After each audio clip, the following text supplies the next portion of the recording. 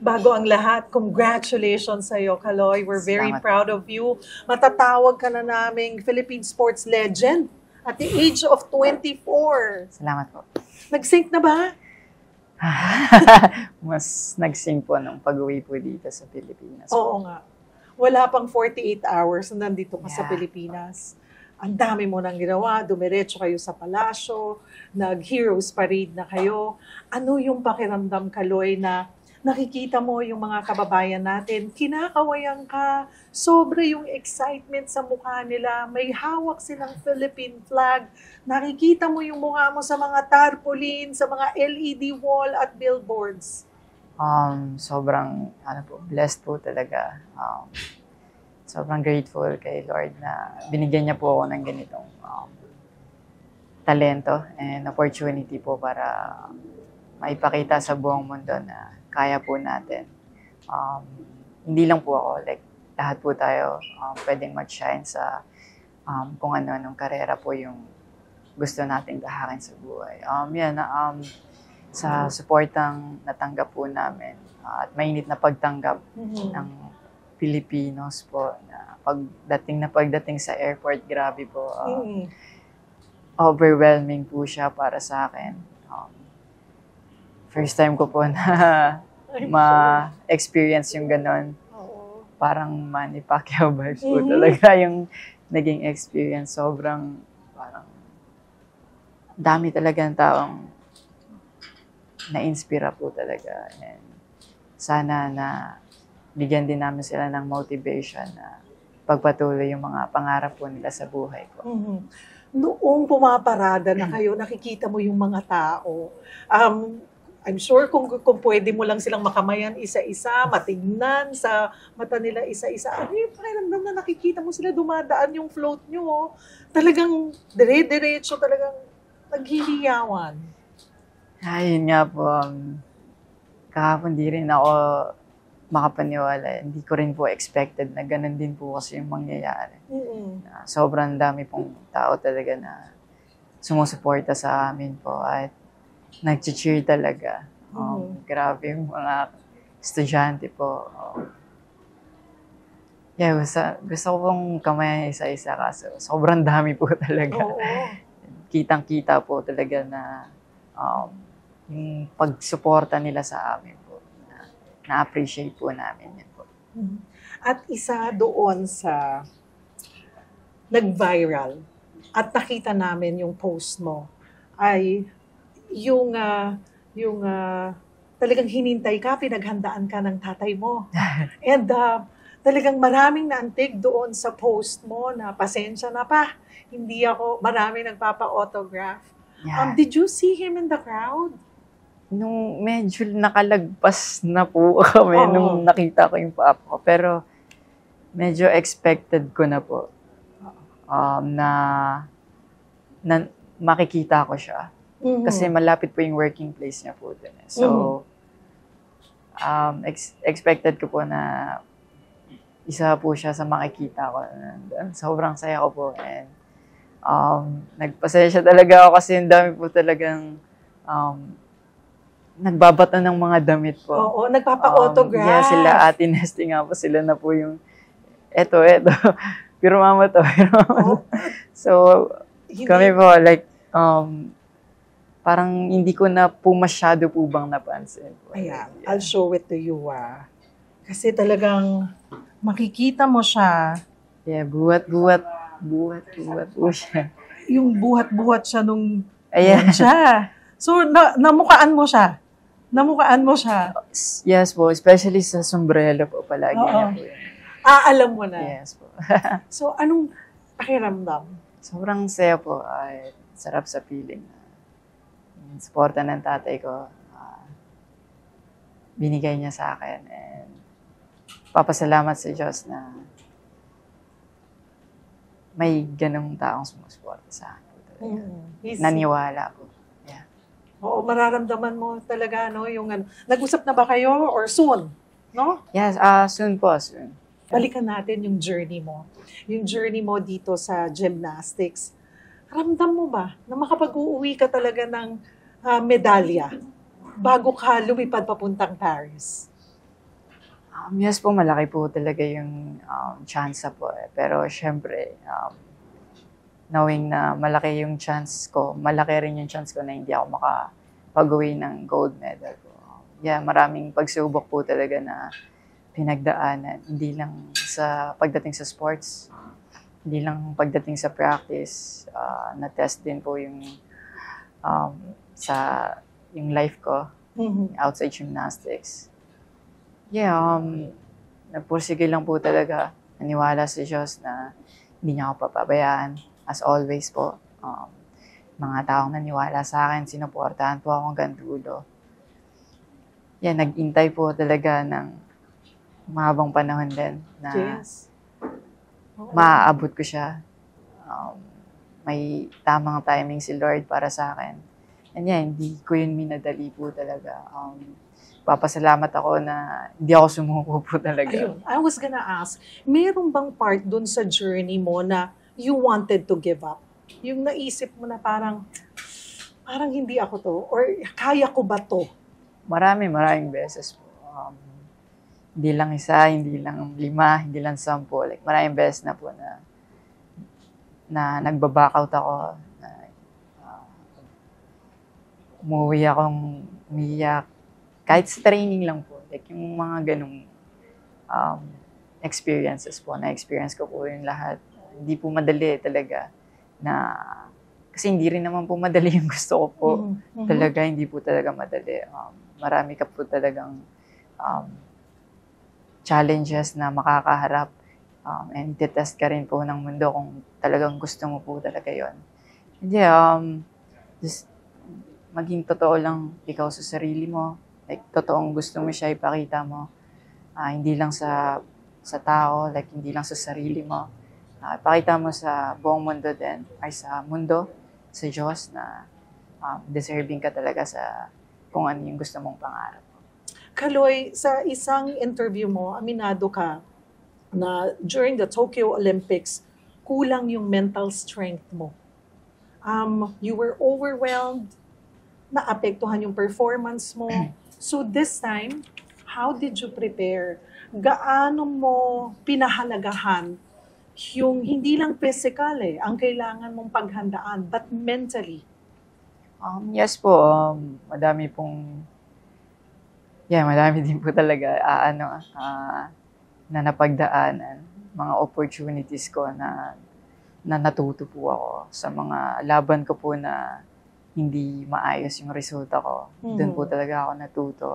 Sa mga trainings ko po kung paano ko po sila tignan kung positive po ba yung perspective na susundan ko or doon ako sa negative. Like, each side naman po, like, may matututunan ka.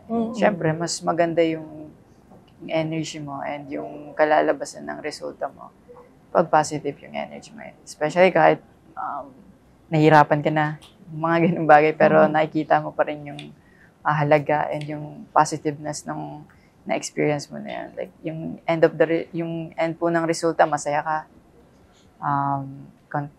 Content ka sa nagawa mo, and uuwi kang yung masaya po yung puso mo. Hindi lang basta, nagawa ko siya ngayon. Hindi ko siya nagawa ngayon. Parang, hindi ko siya nagawa today, bawi ako tomorrow. May training ka ba doon, mentally, kung paano mo tatanggapin ang bawat fall, or kasi sabi mo nga, during the Tokyo Olympics, nagsunod-sunod, Yes, nagkaroon ng ripple effect, diba? Yung first na fall, and then nagsunod-sunod. Pero sabi nga natin, kailangan mentally you're also prepared. Maybe it was harder for you because you were younger.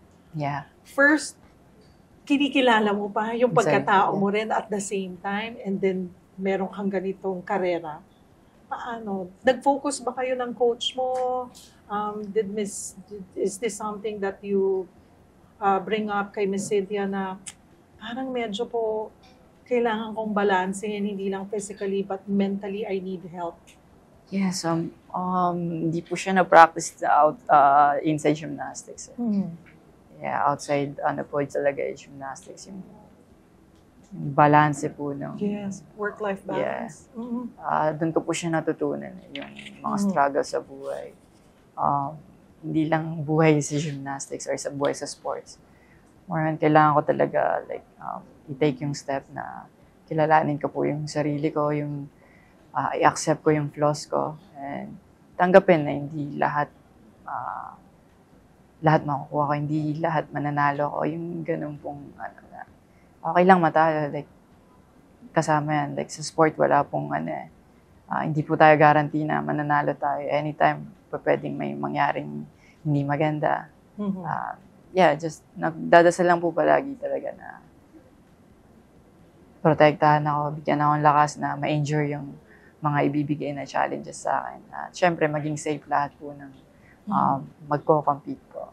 Sa isang interview rin, sinabi mo, kasama mo sa journey ito si Chloe, sinabi mo na siya ang nakapag-bloom sa'yo and made you realize na marami kang pwedeng gawin at hindi lang gymnastics. Napangiti ka. Sarap ng ngiti mo doon. Ano ang naging tulong sa'yo? Masasabi mo bang siya yung secret weapon mo sa Olympics? Yeah. Sobrang laking tulong po talaga ni Chloe po sa akin. Naalagaan po yung mental health ko and kung paano ko tignan yung buhay ko po outside gymnastics, and na-apply ko rin po sa larangan ng gymnastics. Mas naalagaan po yung well-being ko talaga, and sobrang natulungan po ako na mas maging open. Hindi lang sa buhay ko, sa gymnastics din po talaga. Like, super connected po talaga niya. Dami ko natutunan. Di ko alam na gusto ko pala ng mga theme parks. Ayan. I was gonna ask, ano yung mga discovery mo sa sarili mo? Kasi sabi mo noon, mahiyain ka, lagi kang merong goal. So nakatulong siya sa'yo na embrace life. Ito ang buhay. There are so much things you can do other than gymnastics. Yung unang-una din po, matanggap ko yung sarili ko. Yung pagkatalo. Natulungan niya po ako ma-overcome po yun. And talagang i-fully embrace po. Yung sa food po, like dati, like kahit ano po kasi, hindi ko alam ko talaga kung ano yung favorite ko. Ngayon, like nade-determine ko na kung ano yung nararamdaman ko, like nasasabi ko vocally. And hindi ako naiya na i-express yung kung ano yung tunay ko nararamdaman po, yung mga ganun po. And mas nai-enjoy ko po yung buhay ko po ba, kahit nahihirapan po ako. Mas magaang na. Yes, parang sabi mo nga, simpleng food. Kung ayaw mo, dati hindi mo nasasabing ayaw mo, kakainin mo lang. Ngayon, pwede mo na sabihin, pwedeng iba na lang. Yeah, like that. Little steps, no? Yeah. And mas na-appreciate ko po yung mga bagay. Mas naging connected din po kay God talaga. No? Naging kami po ni Chloe po. So ngayon, anong discoveries mo? Ikaw, ano nga bang paboritong pagkain ni Kaloy? What do you enjoy most? Sa Filipino food po, sinigang po talaga. Sinigang? Anong klaseng sinigang? Kahit anong sinigang? Yeah, kahit ano po. Basta hindi po yung isda po. Basta hindi. Basta hindi isda. Yeah. And sa iba naman, steak po. Masarap po pala yung steak talaga. Masarap po pala. Talaga. What else do you enjoy? Na-discovery mo, other than gymnastics, na mahilig ka bang kumanta, sumayaw? Meron akong nakita, merong pinadala sa akin yung kapatid ko, nag-ano ka nagpo-post ka ng sumasayaw So, ayan. So, ayan pala. So, na-enjoy mo yan. Yes po. Natutuwa po. Ayan. Dinuduet ka, kapatid ko yan. So, ginaya niya. So, little things. Yung gano'n, diba? Malaking bagay sa'yo to release the stress. Mga rides. Dati, sobrang takot po ako sa mga roller coaster. Pero ngayon, like, na-enjoy ko po talaga siya. How was that experience? Disneyland? Nung namasyal kayo? Mas magical po talaga. Every time na parang magpunta po kami sa mga theme parks, like, ang sarap lang po sa feeling. Like, ang hinit sa pakiramdam po na siguro yung nai-heal din yung pagkabata ko po. Yes. Oo. And nabibigyan Humahhabol, ano? Yes po, yes po. Na-enjoy mo ngayon. Humahabol yung pagkabata mo na Yes po. deserve mo. You deserve that, Kaloy. You deserve that. Salamat po. Ano pa sana ang gusto mong gawin? Pag nabigyan ka ng pagkakataon na magpahinga muna, bakasyon muna, bakasyon. Oh. Skydiving po. Skydiving! Yeah, I wanna try that. Oo. Okay. Marami kang na-inspire na kabataan with what you've achieved, Kaloy. Nakita mo, I'm sure, yung mga memes. Kahit adult nga, di ba? Gumagawa kami ng mga video na ano. Anong gusto mong ipaabot na mensahe sa kanila? Sa mga tumitingala sa'yo, sa, you know, they consider you as an inspiration, iniidolo ka, at sinasabing, paglaki ko, gusto kong maging isang Carlos Yulo. Ako po kahit sa maging estudyante, mga nagtatrabaho po, or mga gusto maging atleta po. Kahit di po sa larangan ng gymnastics, sa sarili pong nating career. Piliin po talaga natin kung ano yung gusto natin and kung ano po yung kaya, piliin yung magiging sacrifices din po. Kasi mahirap po talaga, hindi madali. And gusto ko na i-try nila yung best nila kahit hindi sumasang-ayon or pumapabor sa kanila yung panahon at that time. Kasi may talagang nakalaan para sa atin. Maniwala tayo na meron talagang gift si Lord sa atin. Just keep trying and focus talaga kung ano yung gusto natin. Magpasalamat tayo sa taas na hindi tayo pinapabayaan at binigyan tayo ng ganang talento.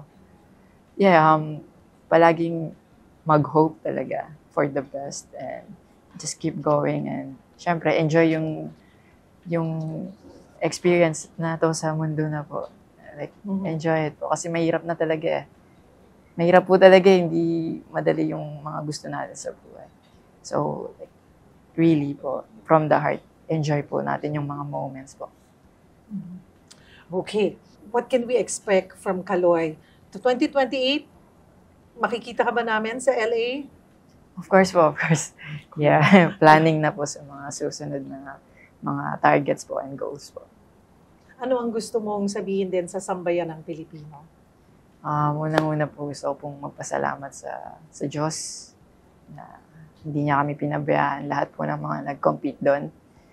And syempre po kay Ma'am Cynthia na tinaguyod po yung gymnastics dito sa Pilipinas, sa PSC, POC, kay MBPSF po. Maraming salamat po sa kanila. Sa mga coaches, kay Mr. President na nabigyang pansin po hindi lang mga atleta at kung hindi yung mga coaches din po, mga staffs. Syempre yung sa Senate, yung mga nakakataas po, yung mga inuukulan. Maraming salamat po na nabigyan kaming pansin, na pinarangalan at binigyan ng papremyo po at higit sa lahat yung suporta na binibigay po nila. At syempre, sa partner ko din po, nagpapasalamat ako sa kanya na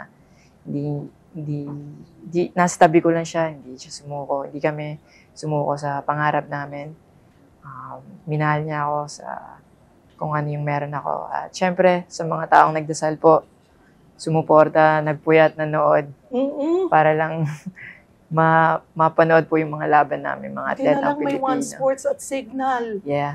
At sa Signal at One Sport po na pinakita po nila yung inside po ng training camp, ng competition, after competition. Maraming salamat po sa kanila at sa buong sambayan ng Pilipino. Grabe yung suporta niya. Maraming salamat po. God bless us all po. Ano ang gusto mong sabihin sa sarili mo, Kaloy?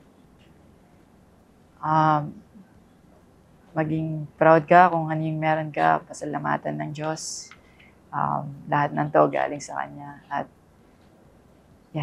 sa Kanya lang talaga, sobrang magpapasalamat po talaga ako na hindi ka sumuko. Pinagpatuloy mo yung pangarap mo. At minahal mo yung sarili mo at yung proseso.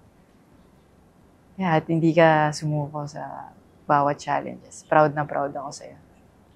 At sa dami, uumapaw, bumubuhos, bumabaha ng suporta sa'yo, ng mga endorsement, mga papremyo, ano naman regalo mo sa sarili mo?